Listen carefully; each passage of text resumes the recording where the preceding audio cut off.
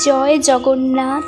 আজ শ্রাবণ মাসের পূর্ণিমা নয়, আজ হলো আষাঢ় মাসের শুক্লপক্ষের পূর্ণিমা। আজকের দিনটি এক বিশেষ ও মহৎ তিথি। আজ শ্রী জগন্নাথ দেবের স্নান যাত্রা বা স্নান যাত্রা। পুরী ধামে ভগবান জগন্নাথের এই স্নান যাত্রা পালিত হয় রথযাত্রার আগে।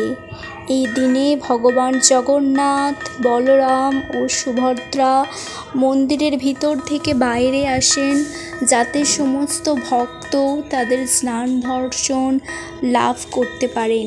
একে বলে স্নান বেদী। বিশেষভাবে সাজানো হয় ভগবানদের। এরপর তারা পবিত্র জল দ্বারা স্নান করেন।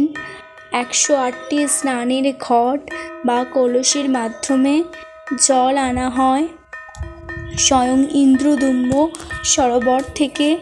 এই জল স্নানের মাধ্যমে তাদের বিশুদ্ধতা বৃদ্ধি পায় এবং সকল জীবনের মঙ্গল কামনা করা হয়। স্নানের পরে ভগবানদের শরীর ঠান্ডা পড়ে যায়, তারা তখন অসুস্থ হয়ে পড়েন। একে বলা হয় অনাসরা বা দর্শনবিহীন সময়। ভক্তরা তখন তাকে দেখতে পান না।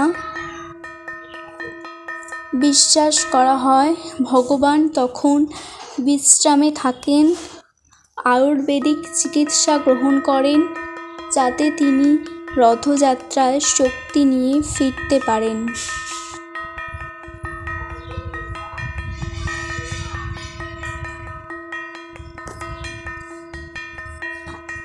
এই স্নান যাত্রা শুধু একটি আচার নয়, এটা প্রতীক আমাদের আত্মার শুদ্ধির।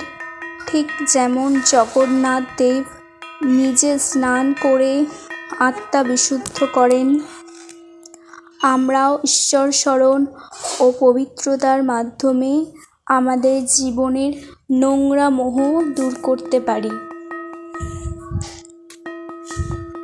আজকের দিনে আসুন আমরা প্রার্থনা করি, ভগবান জগন্নাথ যেন আমাদের মনের অন্ধকার ধুয়ে দিয়ে সত্য, শান্তি ও আনন্দের পথে আমাদের নিয়ে যান। স্নান যাত্রার পবিত্রতা আমাদের জীবনে আশীর্বাদের বার্তা নিয়ে আসুক। জয় জগন্নাথ, জয় বলরাম, জয় সুভদ্রা।